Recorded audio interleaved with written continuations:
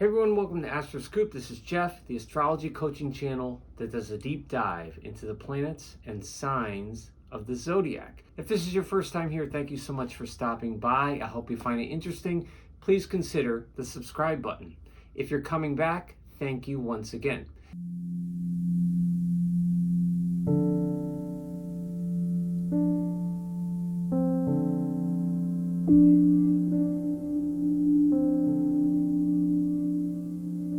So now we're coming at the end of Sagittarius in the third decanate, and we're coming right up to the Sagittarius-Capricorn Cusp.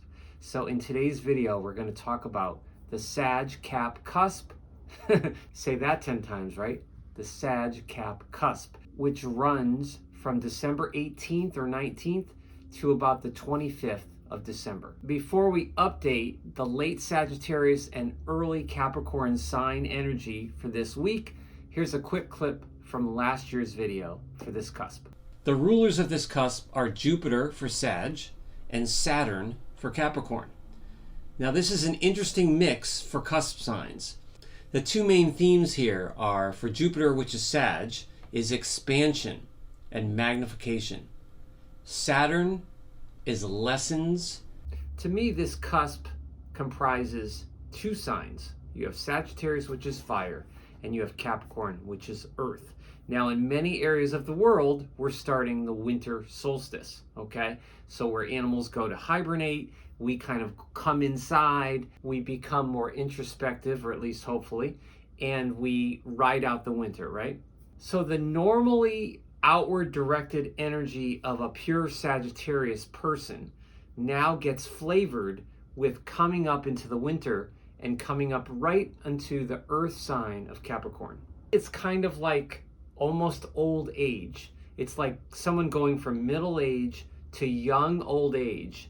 And with that living of young old age brings wisdom, experience, and a new approach to life. So these two signs are sort of opposed, if you will, but they're not literally opposed. Like Sagittarius and Gemini is a polarity, is an axis. Those are opposed.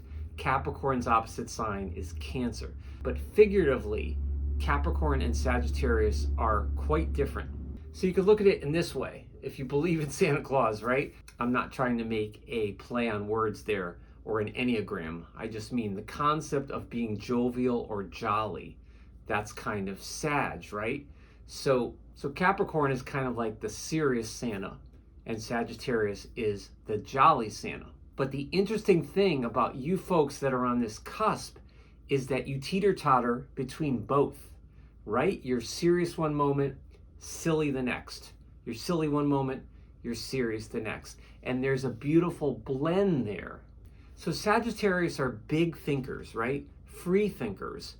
Higher-minded energy is what Sag is about. And Capricorn is wisdom. It's Saturn. It's old school.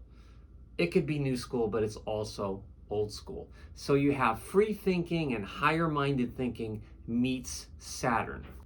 So although Sagittarius Capricorn people can be blunt at times, just like the Scorp-Sag cusp, this cusp more in particular, especially because it's winter solstice, this cusp is more silent in its actions. So if I was observing you, if you're a Capricorn Sagittarius cusp, if you're born between the 18th of December right around to the 25th or 26th as an early Capricorn, if I were observing you or coaching you, I would want to watch your body language more, right? So it's just like if you turn down the volume and you watch my body language right now.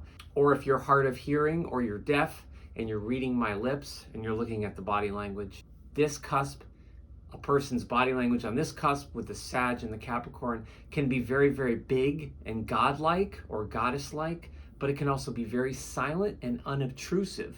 Some notable celebrities that are born on this cusp this week are Uri Geller, who was one of the first people to develop psychic abilities, and he predicted and influenced the future. And you also have Nostradamus was born on this cusp, Sissy Spacek, Kiefer Sutherland, the brilliant but eccentric Frank Zappa, Howard Hughes, Ava Gardner, who is coincidentally married to Frank Sinatra, who I just mentioned in my previous video, Rod Serling from the Twilight Zone, Annie Lennox from the Eurythmics.